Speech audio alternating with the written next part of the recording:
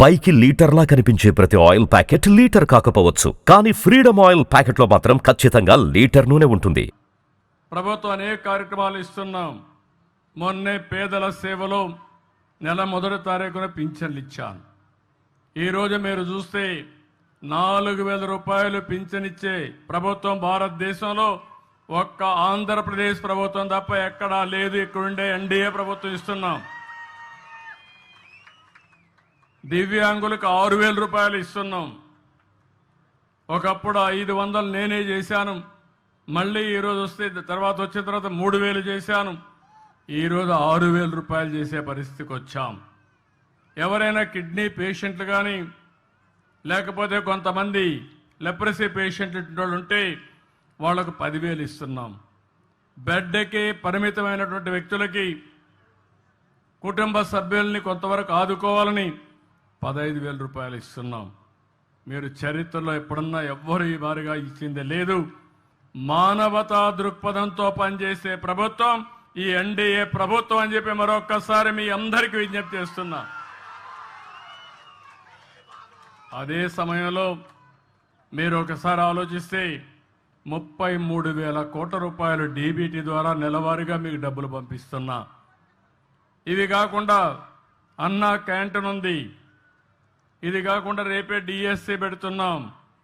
ఇవి కాకుండా ఎస్సీలకు, ఎస్టీలకు, బీసీలకు, మైనారిటీ సోదరులకి అనేక కార్యక్రమాలని లోన్స్ ఇవ్వడం, స్వయం ఉపాధి కల్పించడం అనేక కార్యక్రమాలు చేస్తున్నాం. దీపం 2 ఇచ్చాం. రేపు మే నెలలో మళ్ళీ అందరికీ చెప్తున్నా, తల్లికి వందనం కింద ఎంతమంది పిల్లలుంటే అంతమంది పిల్లలకి ఇస్తాం. ఇప్పుడిప్పుడే జనాభా తగ్గిపోతా ఉంది.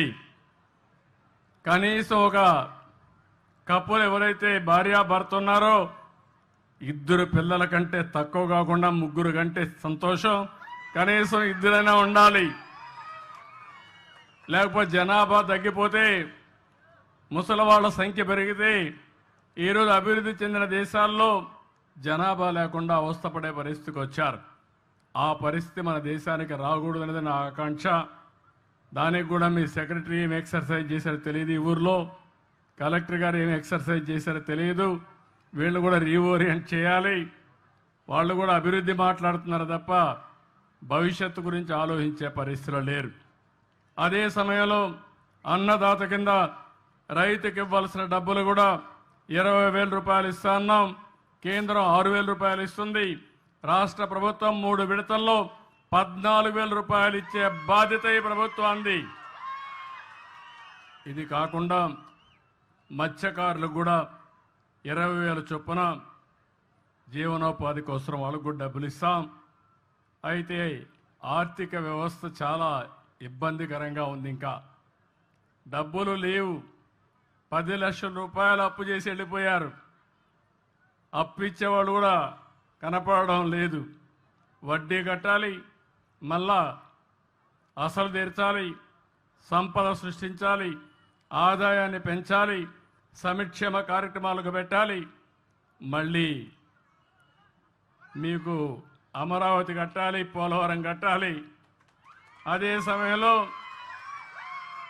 ఏవైతే నేను చెప్పానో సూపర్ 6 కూడా అమలు చేయాలి. ఇది కొంచెం కష్టమైన పనే, కానీ ఇష్టంగా పనిచేస్తున్నా. కష్టమైన పని కూడా ఇష్టంగా పనిచేస్తే తప్పకుండా పరిష్కారం అవుతుంది. చేయగలుగుతామనే ధీమా నాకుందని చెప్పి కూడా నేను మీకు తెలియజేస్తున్నా.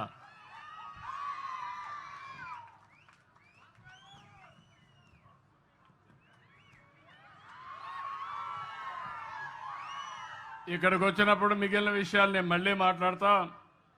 ఇక్కడికి వచ్చినప్పుడు ఈ ఊర్లో 1073 కుటుంబాలు ఉన్నాయి.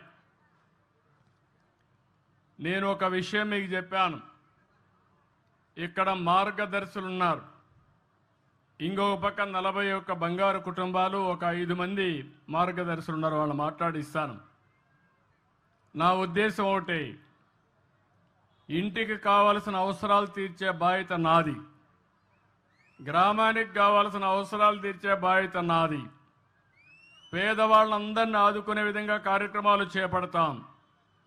కానీ పైనుండే మీరు కింద నుండే 41 కుటుంబాల్ని అందరితో సమానంగా పైకి తీసుకొచ్చే బాధ్యత ఈ మార్గదర్శులకు అప్పచెప్తున్నానని చెప్పి కూడా నేను మీకు తెలియజేస్తున్నా.